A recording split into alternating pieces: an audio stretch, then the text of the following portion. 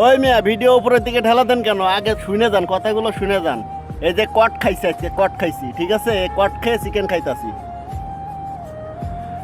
কটটা কি আমি এটা ক্লিয়ার করে দিচ্ছি।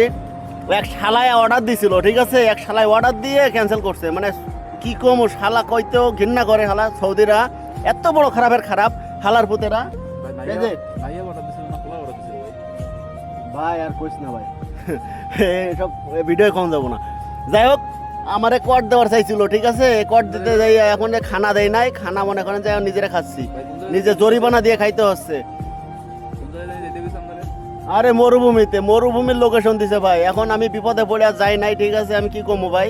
লাস্টে যে নিজের পকেটের টাকা দিয়ে, নিজের পকেটের টাকা দিয়ে জরিমানা দিয়ে এই যে খাবার নিজের খাওয়া লাগতেছে, খাবার ক্যান্সেল করে দিছে। শালা বদমাইশ, এত বড় খারাপ সৌদিরা, ঠিক আছে? এরা বাঙালিরে কিভাবে পেছন মারবো, ঠিক আছে? এইটাই তারা খুঁজে বেড়ায়।